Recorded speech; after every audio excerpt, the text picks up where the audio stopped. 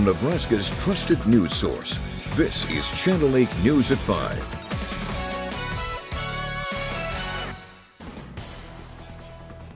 Coming up on the news, some students protested today at Doane University. We're going to tell you why. Plus, is a split Congress good for our economy? But first tonight. We haven't learned anything from what we've done in the past.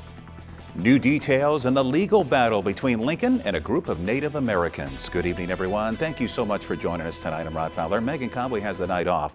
The city of Lincoln wants to build a housing unit near Wilderness Park, but some say it would take away some sacred land. So where do things stand right now? Channel 8's Veronica Barreto joins us live here in the studio with more. Veronica? Native American advocates and supporters are calling the city leaders of Lincoln to respect and protect the land and religious rights of local Native people. Today, they delivered a petition to the city. Supporters of the Niskita Prayer Camp delivered a petition that has over 7,000 signatures to the mayor of Lincoln. In April, the Lincoln City Council members voted to rezone an area near Wilderness Park to build a 500-home development. It will be built near Highway 77 and Pioneers Boulevard. Now, the city and the Niskita Prayer Camp are in a legal battle over the controversial plans.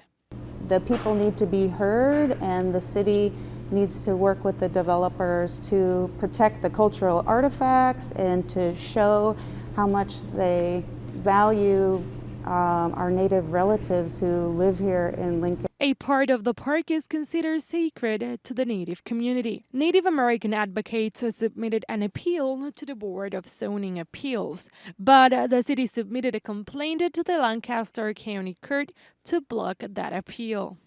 That opportunity to be heard in the appeals process was taken away. Advocates and supporters of the Niskita Prayer Camp said it seems like history is repeating itself. This has happened in history, but it's continuing to happen. Honestly, it just floors me that we haven't learned anything from what we've done in the past. And we need Native ways of seeing the world. The material ways have not worked. Kay said if the city is proud to raise Native American statues and name schools and buildings after them, then they should listen to their community. If the city believes in honoring Native people, then do it. Camp leaders, advocates, and allies said the hope is to be able to have a seat at the table for city planning moving forward. We reached out to the city of Lincoln Monday morning for a response, but have not heard back. The delivery of these petitions comes at an important time for the Niskita Prayer Camp legal battle. This Friday, a hearing will be held on the matter in Lancaster County District Court. We will keep you updated on the latest. All right, Veronica Barreto, thank you so much for that report. A winter clothing drive is going on right now here in Lincoln for the Pine Ridge Reservation. It's just on the other side of the Nebraska border in South Dakota. This is farmer Bill Hawkins. For the past few years, he has organized a clothing drive for Pine Ridge residents. It's home to the poorest county in the country, with more than half of the residents living there below the federal poverty line. And more than 33% of the homes on the reservation have no electricity or basic water and sewage systems. These people are probably the poorest county in the country up there, and they have probably some of the least amount of resources compared to other reservations. There's a lot of need up on that reservation, and I really believe in the generosity of this community. And so whatever I get, I'm very thankful for. The drive has drop-off bins across the city. We have a list on KLKNTV.com. They are collecting until November 23rd. A Lincoln house caught fire early Sunday morning, causing thousands of dollars in damage. Crews responded around 6 a.m. to a home near 40th and A on a report of a kitchen fire. Another fire was later discovered in the home's basement. LFR says an overloaded outlet with a space heater were to blame for the fire. Damage is estimated at $175,000. Students at Doane University held a protest today to call for an official Title IX coordinator on its campus. Know your rights! Know your rights! Know your rights!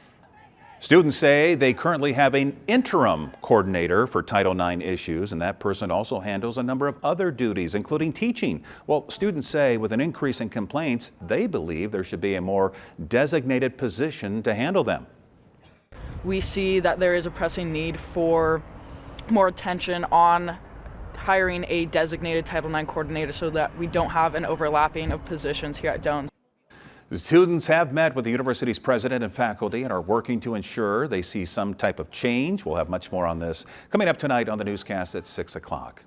As election results are being finalized, it looks like Congress will be split between Democrats and Republicans. Channel 8's Rebecca Heckel has more on how that might impact inflation. Rebecca? Yeah, Rod, with the Senate called in favor of the Democrats and Republicans just seats away from winning the House, questions are being raised about how this could impact the economy. Some experts say having a divided Congress could actually slow down the rate of inflation. With the two parties usually having different ideas on funding, there's more opportunities for one to check the spending of the other. But consumers won't see lower prices just yet. If we're successful at reducing the rate of inflation, it's going to be a steady reduction over months and months, not a rapid decline in inflation. So unfortunately, we'll continue to face the higher prices we've seen, but hopefully the pace of inflation will slow and start to normalize over time. Economists are hoping to see that steady reduction of inflation over the next year to year and a half. And we'll have more on this, and this new Congress will impact inflation tonight at 6. All right, Rebecca, look forward to it. Thank you so much. Concert announcements just wouldn't quit today. 3 big name artists announced they're going to be performing between Omaha and Lincoln in the coming year. So let's tell you all about it. Lizzo announced she's going to be stopping by Omaha's CHI Health Center next year. It's set for May 19th. Rapper Lotto will be joining her. Tickets go on pre-sale this Wednesday, with general tickets becoming available this Friday. And at the Charles Schwab Field next August, it's Pink. She'll be rocking the field with 3 other guests as part of her summer concert series. The concert's scheduled for August 21st. Tickets also go on pre-sale Wednesday, with general sale starting on Monday. And last but not least, Chicago will be playing at the Pinewood Bowl on May 12th. Their tickets go on sale Friday, with pre-sale set for tomorrow. The tour comes on the heels of their 38th studio album called Born for This Moment. Information for all of these concerts and where you can get tickets is on our website, klkntv.com. So there you go, Jessica Blum, all kinds of different concerts to pick from. Let's check in with her now with your first forecast. And we saw those big flurries this afternoon here in Lincoln. Yeah, a little bit more water content to some of the flurries out there this morning. We had some lingering flurries throughout this afternoon, but a lot of that's been tapering off as we've been seeing some of the sun rise and clearing off to the north and west as of this hour. But some of our radar estimates from today estimate some of that heavier snow band just to the west of Lincoln and just to the east of Seward. And again, off to the north, saw some amounts upwards of 1 inch and 2 inches. So this is a live look at Tekamah, where some of those snow amounts, higher snow amounts, what they look like on the ground. It did accumulate to some, especially in those northern areas, but we've just seen flurries in and around Lincoln. Off to the south, we can see another band is starting to settle in, and that's just to the south of the Kansas border, where we see most of that snow hanging around right now. It's eventually going to form and come up into southeastern counties in Nebraska, namely Nemaha, Pawnee, and Richardson counties, and we'll take more look at that in Stormcast. But again, through the next several hours, some flurries possible, but most of it has been tapering off, and we're going to remain cool for the next several hours as we get into the lower 20s tonight, and some of those snow bands set up for southeastern Lincoln. We'll look at more of that coming up in the full forecast. All right, Jessica, talk to you later. Crime news now. A teen is behind bars after a crash left one person hospitalized.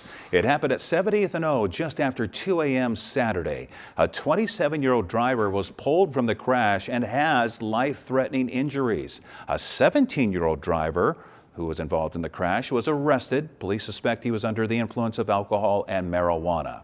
Across town, there was another crash that sent 2 people to the hospital Sunday night. Two vehicles crashed near 10th and Calvert. Police say one of the vehicles had been going the wrong way. Both drivers were treated for minor injuries. One of the drivers, 51-year-old Quang Tran, was cited for DUI. And near 31st and Old Cheney, a Lincoln police recruit had his equipment stolen. LPD says he'd left his vehicle unlocked. His radio, a ballistic vest, a baton, and rifle plates were stolen, valued at around $6,000. It's unclear if the recruit will face any disciplinary action for the theft.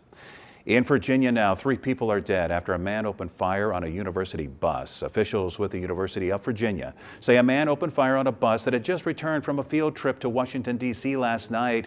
3 students were killed, all of them football players with the university. Another 2 were injured in the attack. Upon arrival at the scene, university police encountered several victims of gunshot wounds. The shootings occurred on a bus full of students returning from a field trip. 3 of the victims did not survive. 2 other students were wounded and are being treated for injuries at the UVA Medical Center. 1 is in good condition, 1 is in critical condition. A Monday manhunt ended after police arrested Christopher Darnell Jones. He's now facing second-degree murder charges. Classes were canceled today, and a shelter-in-place order was lifted after the arrest. Coming up after the break, the former vice president sat down with ABC News, sharing his thoughts on the January 6th attack on the Capitol. His pointed words coming up next. Children's Hospital and Medical.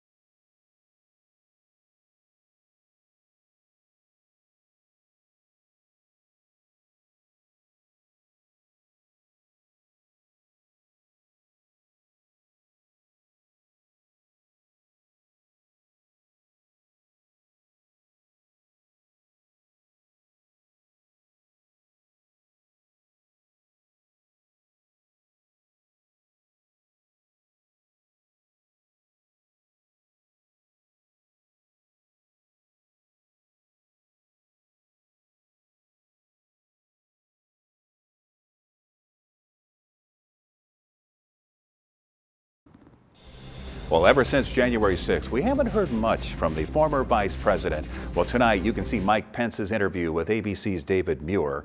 We see him take aim at his old boss in no uncertain terms. Here's more from ABC's Elizabeth Schultze.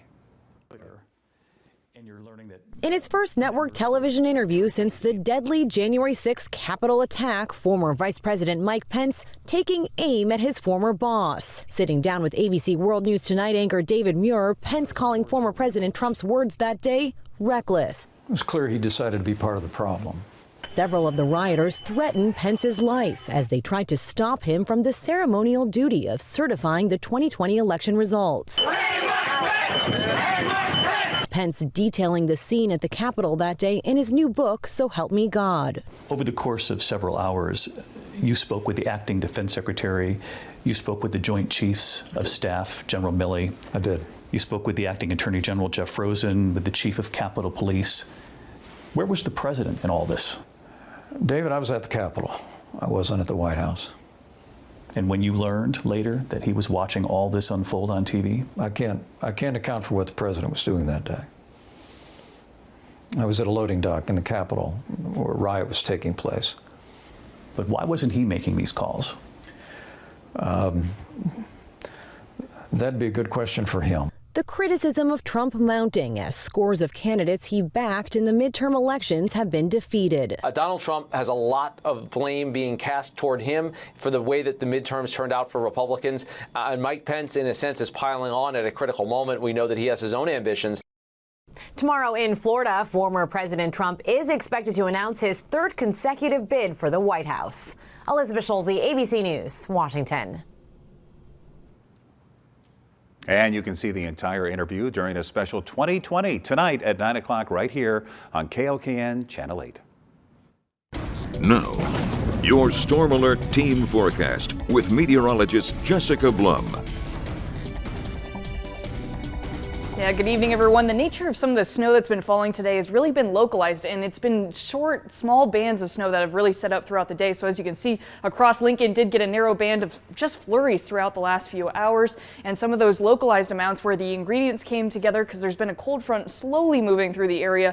Some of the moisture and the lift provided by that cold front has really given some localized higher amounts to some areas off to the north and just to the southwest of town. But again, another band is starting to move in from the southeast, again from areas just south of the border of Kansas. A lot of more snow just south of the border and eventually going to creep into southeastern portions of the state tonight. Likely not going to see too much of this here in Lincoln. Trace amounts, some flurries, but we're really starting to clear out. As we can see, the sun's starting to set and some of those clouds moving on, but we're still expecting mostly cloudy skies overnight. As we see, our groundworks cam pretty quiet right now. No more flurries really in sight. I've been watching it for the last several hours and those flurries have really calmed down and we're not seeing too much of that. So if you have been a big fan of the snow so far, unfortunately not going to see too much going forward. But right now, temperatures across the area, 31 degrees in Lincoln, 31 in Beatrice, as well as 30 in Omaha. And as you can kind of see from the shading, the boundaries just settling up where that band is coming into southeastern Nebraska, and really just not a lot of, it's not a strong cold front, so we haven't been seeing a lot of temperature differences across the boundary, but lower 30s across the state, 38 right now in McCook and 39 in Ogallala, but not too different across the state. The stormcast picking up tonight, we're going to see that band of snow start to creep into southeastern Nebraska. It's not likely going to amount to much here in Lincoln, but just to the southeast, areas like Beatrice, Nebraska City, Falls City, going to see some more accumulations heading into later evening hours of Monday, and then again just tapering off before it finally moves out of here again early Tuesday morning, and we're just left with mostly cloudy skies to start off the day tomorrow. And then again, mostly cloudy skies throughout the afternoon before we start to clear out again and have partly cloudy skies by the afternoon. The stormcast and amounts that we're expecting tonight, anywhere from a ½ inch to an inch, especially in these areas just to the southeast, Pawnee, Nemaha, and Richardson counties tonight. And what we're expecting is just a trace on the edge of this, but anywhere up to an inch for some of those areas where those snow bands set up and linger for a little bit longer tonight. But temperatures going to get into the lower 20s, mostly cloudy, except for those snow showers off to the south and east. And then we start to warm back up just to the lower 30s by Tuesday, mostly cloudy, and then we'll start to part some of those clouds and be quiet and cool for the rest of the week as well. But again, starting to, in the spirit of our Thanksgiving, returning to the 10-day outlook, we do have Thanksgiving just 10 days away and Christmas just 41 days away. Looking at our holiday countdown, so some things to look forward to in spite of this colder weather, but we really are cooling down for the rest of the week. So even though those flurries aren't sticking around, some of the colder weather is. We could be seeing 20s by Friday before we start to warm back up in terms of the rest of the week and Thanksgiving week at that, with another small chance. We remain dry and quiet throughout most of the 10-day, but a small chance for rain by next Wednesday that clears out in time for Thanksgiving. And I don't know about you, Rod. I mean, with me and the snow and the flurries, it's kind of been time to bring some of the Christmas music back. So I have been listening to it. It wasn't November 1st, but it was now. Yeah, do you like the slower ones, the more fun ones? Oh, definitely the slower ones, yeah. Like Oh Holy Night and different things like that. Okay, thank you, Jessica. Hey, a reminder, Dish Network and KLKN reached an impasse in negotiating a renewal of an agreement to be on the air. As a result, KLKN was no longer being carried by Dish Network as of 6 p.m. on Friday. We have more information on all of this on klkntv.com. A down day on Wall Street today. The Dow dropped 211 points. NASDAQ was down 127 and S&P down 36. Here are your numbers. You're watching Channel 8, Nebraska's trusted news source.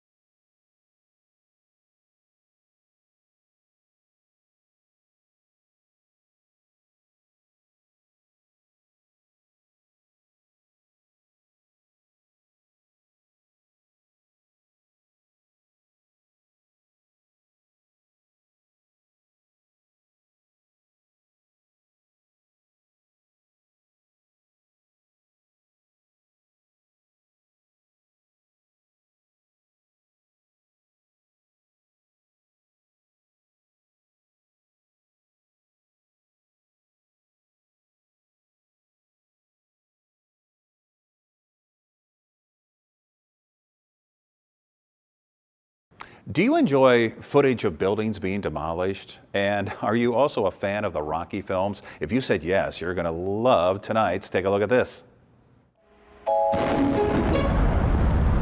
Time to start your week off with a bang. A massive triple implosion brought down a trio of cooling towers at a shuttered coal plant in western Kentucky. The Paradise Fossil plant in Drakesboro had serviced the area for nearly 60 years. Its 435-foot triple towers were even the largest in the world when first built, but all three were retired by 2020, leading the Tennessee Valley Authority to blast this bygone-era behemoth to smithereens to clear the land for future use. Over in Florida, residents flocked and gawked as a large implosion bid a historic hotel bye-bye in Miami Beach. The once glamorous Duville Hotel had been a Miami Beach staple, once hosting international stars and figures from JFK to the Beatles. But years of neglect and financial troubles finally caught up with it, and it was deemed unsafe by engineers and thus turned from a retro rock star resort to a pile of rocky rubble. Speaking of Rocky, Cut me, Mick! runners did their best Italian stallion impressions while donning sly costumes and some not-so-sly costumes at the annual Rocky Run in Philadelphia.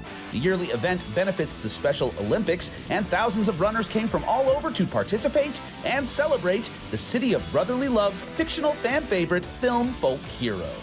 For Take a Look at This, I'm Jeremy Roth. And finally tonight, the United Nations is preparing for a milestone moment in the history of humankind. Sometime tomorrow, it's anticipated the world population will hit 8 billion.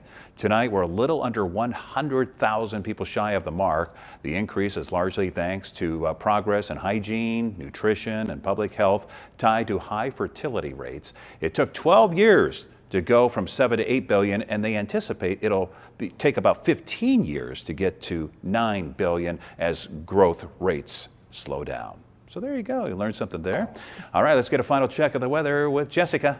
Yeah, we started off this week with a bang too. We had some snow and some flurries on Monday, but we're really going to stay quiet and cool for the rest of the week, cooling down into the 20s by Friday, then a little warm up for our last home Husker game on Saturday, and then the 40s return for Thanksgiving week, 40s and then upper 40s hopefully by Thanksgiving. So good news there, but again, we just got to get through some of these flurries and some snow for southeastern Nebraska tonight before some of the cold weather starts to stick around the rest of the week. I think a lot of people will be happy with that forecasted high for Thanksgiving the day before. A lot of traveling Yeah, we'll keep taking looking place. at it. It needs to stay that way. Yeah. All right. Thank you, Jessica. Thank you so much for watching. World News is next. We'll see you back here at 6.